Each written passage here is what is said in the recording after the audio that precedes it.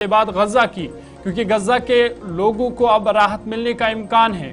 जंगबंदी का जो माहिदा था उसको इसराइली काबीना ने हरी झंडी दिखाई है।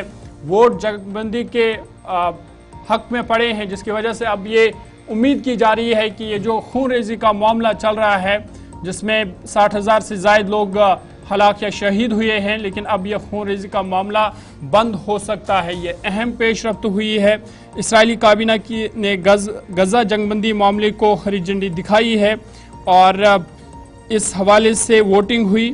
जंगबंदी की हिमायत में 24 जबकि मुखालफत में 8 वोट पड़े और अब कहीं ना कहीं गजा के लोगों को राहत मिलने का इम्कान है, क्योंकि ये खून रेजी का ये जो सिलसिला था ये अब बंद होने वाला है। तो 15 माह की तवील मुद्दत के बाद, शदीद किस्म की सूरत हाल के बाद, इंतहाई मुश्किल दौर से गुजरने के बाद फ़लस्तीन के शहरियों को राहत ज़रूर मिलेगी, लेकिन ये राहत इतनी आसान भी नहीं या आसानियां लेकर भी नहीं आई है, या आप ये कह सकते हैं कि वो माजी वाला माहौल बिल्कुल भी नहीं है। 50,000 से ज़्यादा लोग जो 15 महीने कबल आपके साथ थे, अब जब जंगबंदी की डील तय पा रही है तो सबसे बुरे दौर से गजा पट्टी या फिर फ़लस्तीन गुजर रहा है।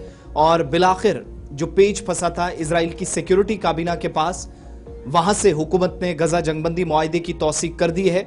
इजरायली वज़ीर आज़म बेंजामिन नेतन्याहू के दफ्तर की तरफ से एक बयान जारी किया गया, जिसमें यह बताया गया कि सिक्योरिटी काबीना ने हुकूमत को जंगबंदी मुआहदे पर दस्तखत करने और कबूल करने की सिफारिश कर दी है।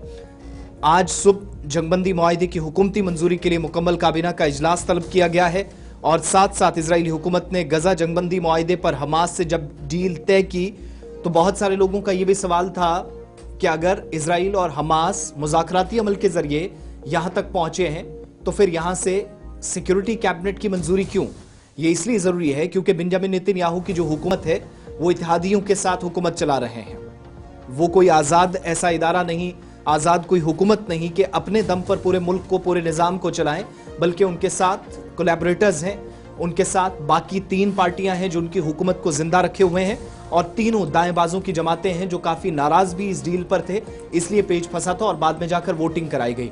तो 24 लोगों ने यह जरूरी और मुनासिब समझा कि इजराइल और फलस्तीन मुज़ाकराती अमल के जरिए आगे बढ़े। जंग से कोई भी नतीजा अब तक सिवाय इंसानी जानों के ज़िया के अलावा मिलना नहीं, और इसमें 24 वोट पड़े जबकि डील की मुखालफत में 8 लोगों की तरफ से वोट डाले गए। बेंजामिन नेतन्याहू के दफ्तर से जारी बयान के मुताबिक हुकूमत ने यरगमालियों की वापसी के मंसूबे को मंजूरी दे दी है। हमास के साथ जंगबंदी का मुआहदा कल सुबह यानी 19 जनवरी से इतवार का जब दिन होगा बाज़ाब्ता तौर पर इम्प्लीमेंटेशन होगी और यह मुआहदा नफजुल अमल होगा।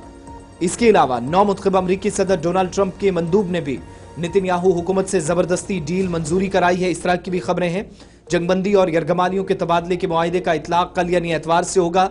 जब यह मुआहदा नाफिजुल अमल होगा तो हमास की कैद से रिहाई पाने वाले 33 इजराइलियों की तस्वीरें जारी कर दी गई हैं। दूसरी तरफ इजरायली कैद से रिहा किए जाने वाले 95 फलस्तीनियों के नाम भी जारी हो चुके हैं। कतरी वज़ीर आज़म इजराइल और हमास के दरमियान गजा जंगबंदी मुआहदा तय पाने में या करवाने में कामयाब रहे हैं। आगाज 19 जनवरी कल से होगा। 6 हफ्तों की जंगबंदी होगी। 3 मुख्तलिफ मराहिल से ये जंगबंदी गुजरेगी और मरहलावार सिविलियन कैदियों का तबादला होगा। जंग के खात्मे पर मुज़ाकरात होंगे। उन रास्तों को खोला जाएगा जहां पर इजरायली फोर्सेस ने कब्जा कर रखा है और हमास इजराइल के कैदियों को रिहा करेगा, जबकि इजराइल फलस्तीन के उन लोगों को भी रिहा करने की डील तय कर चुका है जो उम्र कैद की सजाएं इजराइल की जेलों में काट रहे थे। अवामी मकामात पर इजरायली फौज का इनखला होगा, जहां पर उन्होंने इन 15 महीनों में पैर काफी मजबूती से जमाए थे। तीसरे मरहले में इजरायली फोर्सेस का गजा से मुकम्मल इनखला होगा और गजा की तामीर नौ पर काम किया जाएगा। लेकिन 85,000 टन बारूद 15 महीनों में इस इलाके के ऊपर बरसाया गया। अक़वाम मुत्तहिदा की रिपोर्ट के मुताबिक अगर नॉर्मली गजा शहर से इस मलबे को हटाया जाए तो फिर भी कम अज कम इस काम में आज के वक्त में भी तकरीबन 13 से 14 बरस लग सकते हैं। लेकिन ये बिल्कुल भी आसान काम नहीं है। अब बड़ी बात यह है कि इसके बाद गजा का कंट्रोल आगे चलकर संभालेगा कौन, एक तो ये बात, और गजा के कंट्रोल संभालने के बाद हुकूमत कौन करेगा, मुकम्मल तौर पर किसकी चलेगी, ये देखने वाली बात होगी। फिर जब मलबा उठाया जाएगा तो लाखों लोग जो अब तक घर बार छोड़कर, या 20 लाख से ज्यादा लोग इनखला पर मजबूर हुए, उन लोगों के कई प्यारे जो मलबे के नीचे दबे हैं। खदशा है कि हजारों लाशें और मिल सकती हैं। एक वो, इसके अलावा अस्पताल, स्कूल, मसाजिद, खानकाहें, कुछ भी गजा के अंदर नहीं बचा है। तामीर नौ क्या इतनी आसान होगी या नहीं, ये बड़ा सवाल। लेकिन हिम्मत और जज्बे को सलाम उन तमाम लोगों के जो जब ऊपर से हवाई जेट और सख्त किस्म की या शदीद बमबारी हो रही हो, इंटेंस बॉम्बिंग के दौरान भी इन लोगों के हौसले पस्त नहीं हुए और जंगबंदी डील तक दोनों हुकूमतों को इनने घुटनों पर लाया।